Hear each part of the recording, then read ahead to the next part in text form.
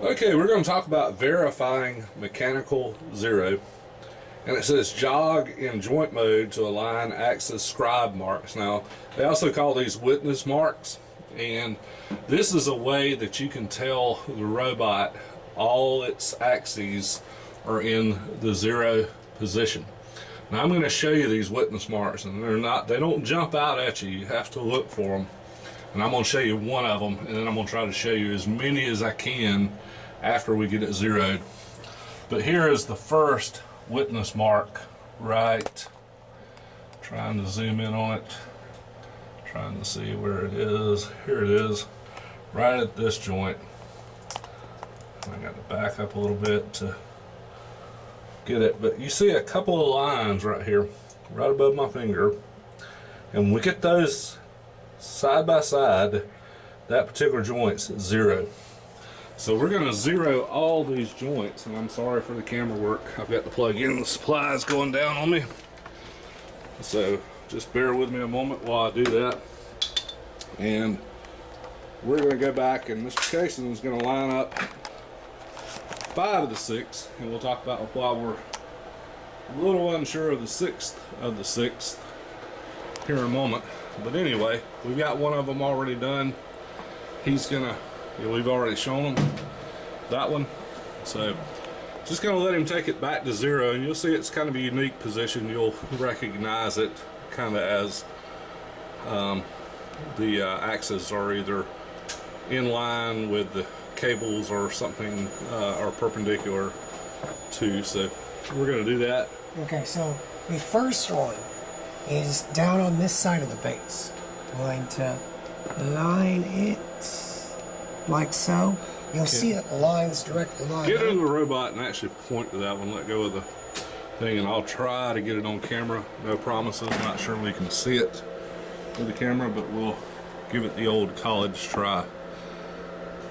The first mark is a strike along this side. All right. Let me zoom in on that base, and you can sort of see it, but it's trying to get on the plexiglass. Let me get a little closer to the plexiglass and the lens. There it is. So clear as a bell now, and you can see both of those lines are lined up together. So there's number 1. Okay. So now we're going to move number 2, which is the Y joint. Again, sorry for the camera work. I'm giving you a perspective of the robot Shift reset. so you know what we're talking about. Okay, the next one is over on the inside face of this joint. All right. And at about this point right here, it's aligned. Okay. You'll see it. He's going to point it, and I'm going over to here. try to zoom into that. I can actually see them from here, so that bodes well for you being able to see it on camera as well. So there they are. And if I zoom in a little tighter, you'll probably be able to see them. I'm going to zoom back out so you can get that reference point. Alright, so that's 2. Well, technically 3 because we've already got this one here. Right. When we move this one up, you won't be able to see it on Yeah, so we've got the 3. Yeah, so we've got the one at the bottom. And again, just to let you see that, I'm going to kind of zoom in from here, and you'll be able to see the 3rd one he's talking about. That's the one we began with to show you the witness marks. I can see it on my tiny screen, so odds are you can see it on your big screen. So Okay, we're zooming so out again. the next one we're going to do is the Z joint. Shift reset, Shift Z plus. We're going to bring this arm up. We might also want to go ahead and do the X rotation joint because it is found on the bottom of this joint. And I'm fairly certain if we get up top, we might be able to see that one. Okay, so I went ahead and got this one here. We're going to align this one next. Yep, and I can see it here, and there it is. It's lined up, boys and girls. Okay. A little bit off, actually. But you can see the 2 marks. It's hard to see. It's harder to see in person than it really is on camera. So, Go ahead and point to that one too. Yeah, so there it is. So pretty close. And underneath, and like I said, that's easier to do in that particular mode. All right. So this one is found, the next one is found on like the back side of the Z joint. I need to duck my camera. All right. Because it is found on the back side of this joint on the corner. You can see it well from the position I'm in right now. Hopefully we've got enough battery to get there. I'm gonna take a chance. And I'm not finding it with the camera.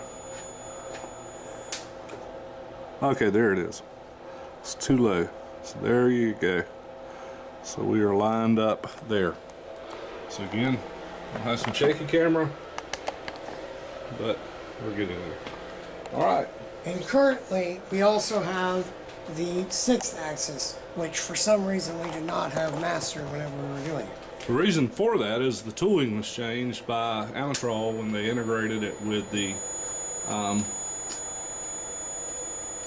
conveyor system line over here, and the new tooling doesn't have a witness mark. And we believe we had to reteach this thing, the zero. We believe we are possibly 180 out, and we're going to be trying that. So when you watch this video later and you notice the tubing is in a little bit different position, that may be why. Right now it's working, but there's some very unique things with how it picks up the object on the thing there. So once we're definitively sure we've got it zeroed, it may actually be 180 out currently, but we're going to put some marks on it that will last. We believe that this is its correct position. Right. You can notice this by seeing that these screws are all in a line. 1, 2, 3, and 4. Yeah. So that may be, but I think if we actually look at our positions in the robot, and I believe you're right there, we can actually go down and view where the robot thinks that is just by hitting position at the bottom of your keyboard. And I'm going to try to get in on that.